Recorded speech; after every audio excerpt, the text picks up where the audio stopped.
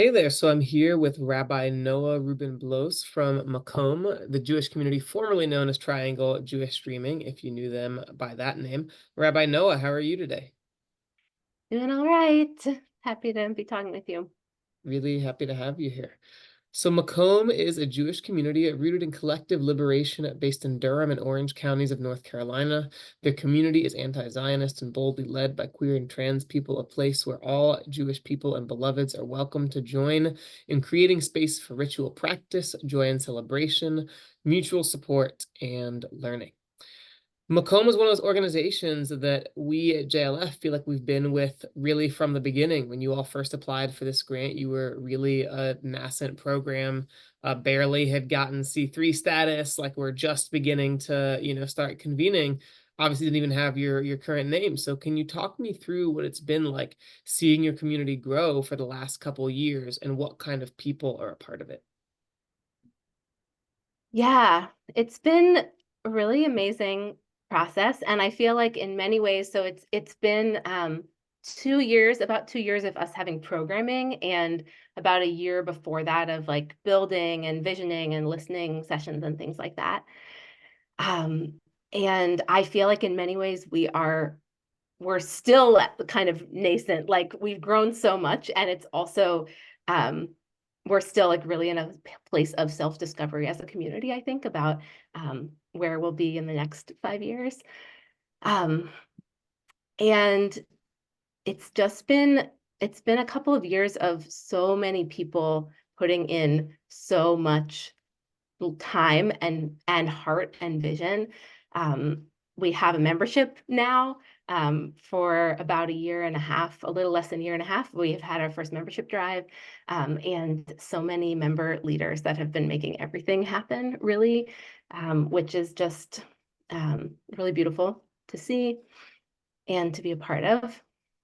And another thing that is, I guess, kind of like the place that we're in right now is we've been having regular Shabbat services for the past couple of years. And this year we also started to have some more other different types of gatherings. We had the second year of summer camp for kids. And we have a cultural team that is doing some more kind of social events and other like Jewish programming that is more secular or that's just not prayer focused. That's happening on a regular basis.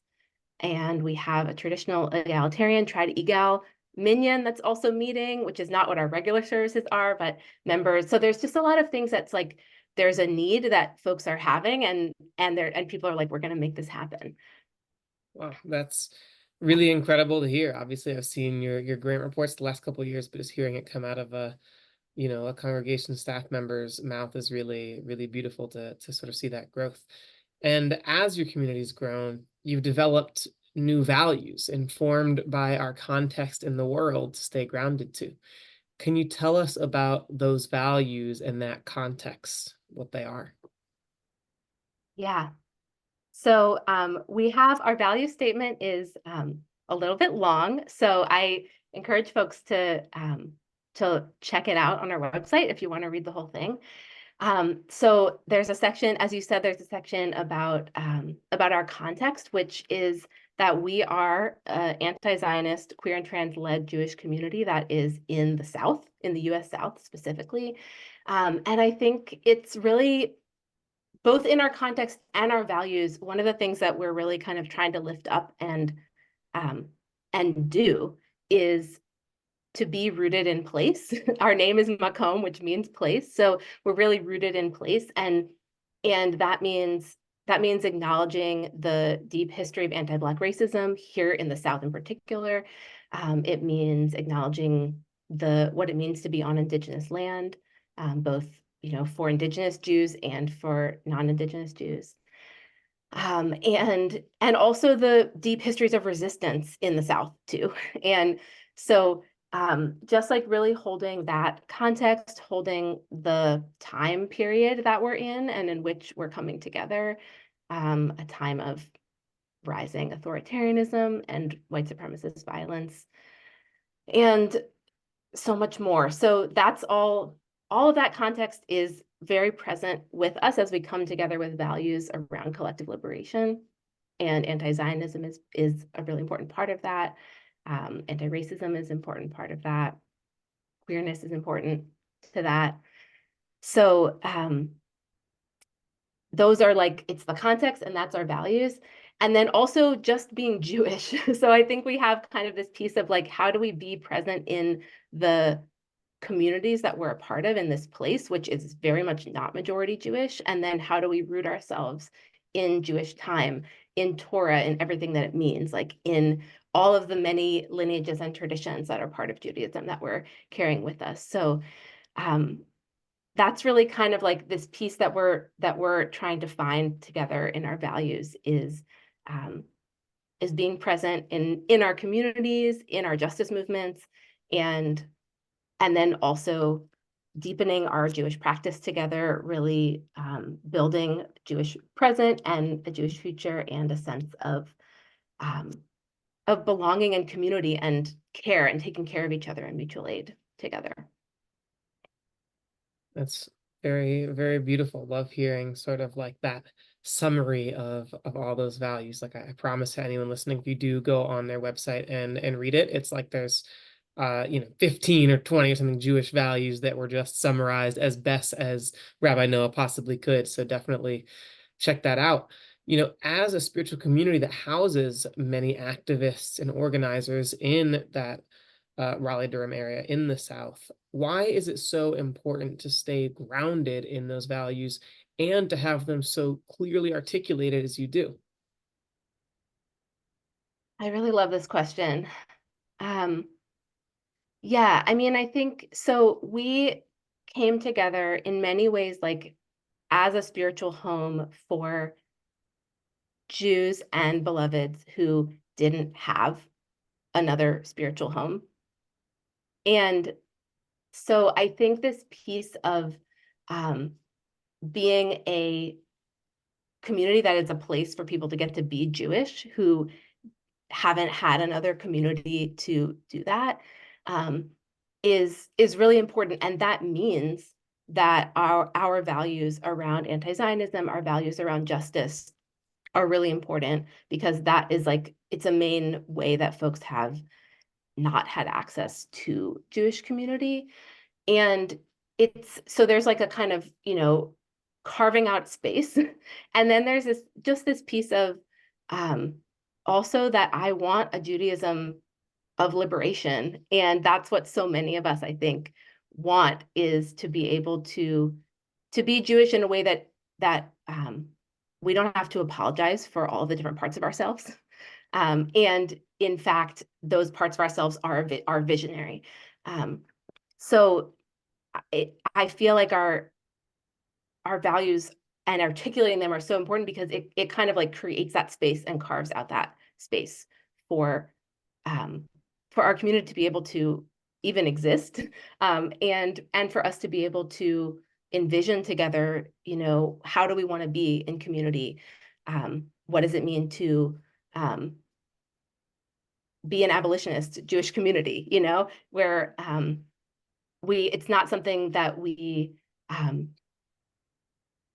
that's a core, a core part of who we are. So it's not like something on the sidelines, but it's like we actually get to envision that together.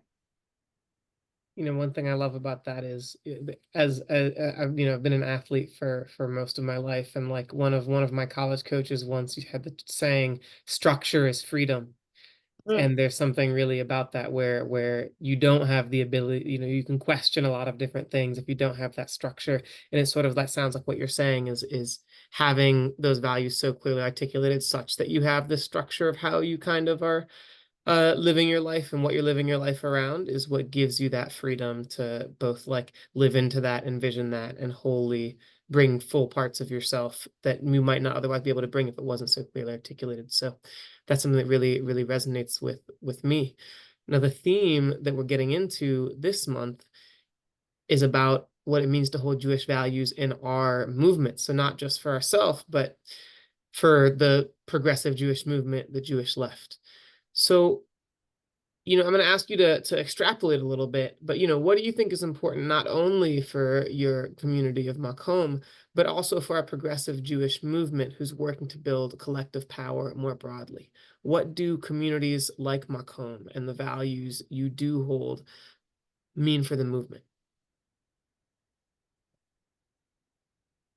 So just like thinking about this past year, one of the things that I've experienced being in Macomb is that there's been this real like groundswell of people coming to our gatherings.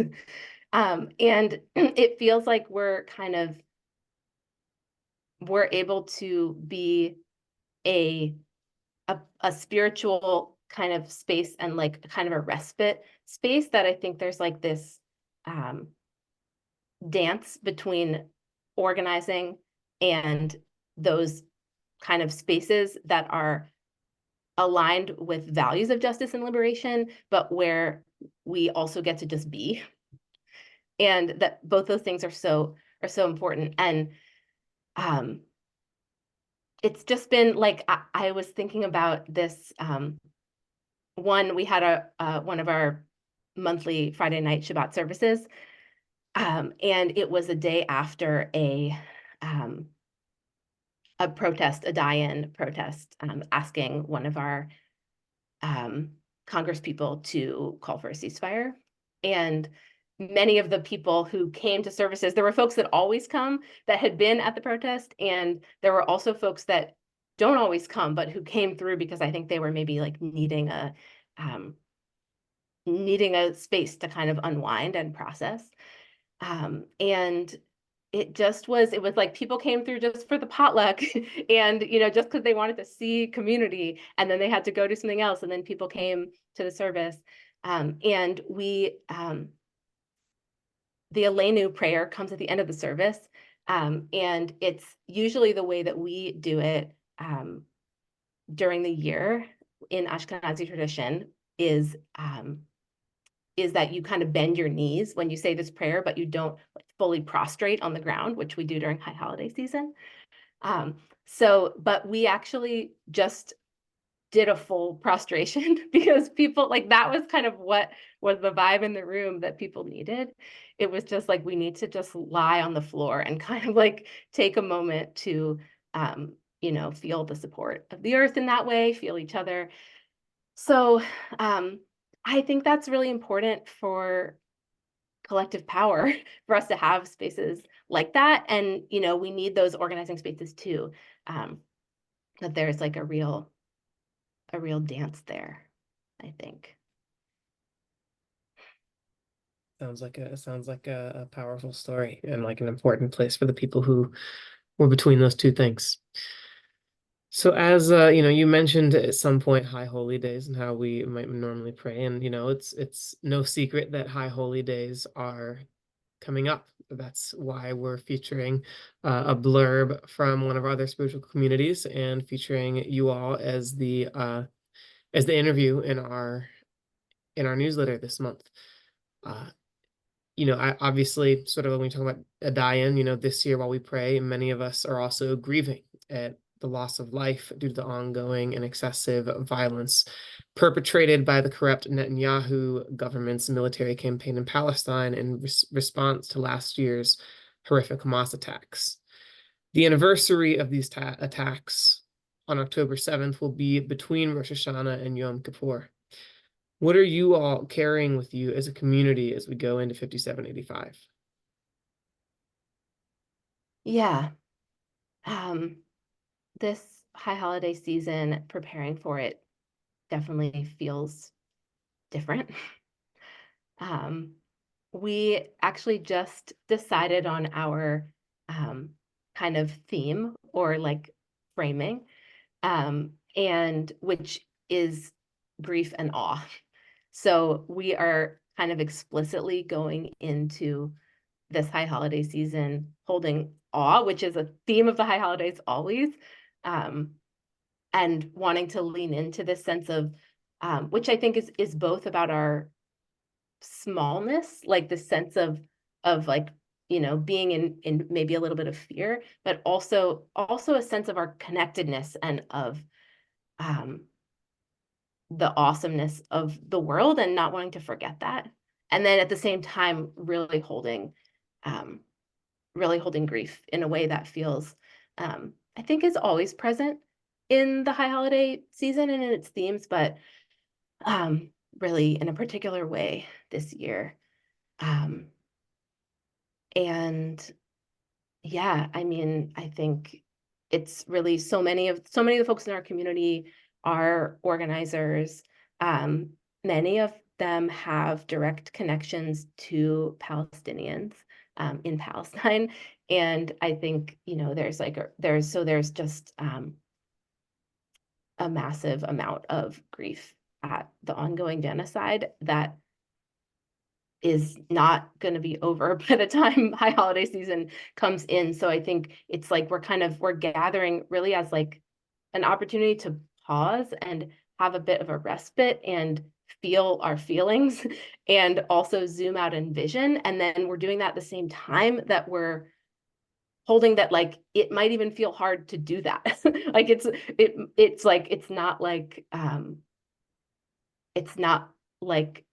the horrific violence is over. Like actually, as we are sitting in services, it continues. So um yeah, it feels complicated and it feels really important. It feels so important to gather and to be together, um, and to find spaces for joy inside of all of that too, um, and to reground ourselves and recommit ourselves to um, collective liberation.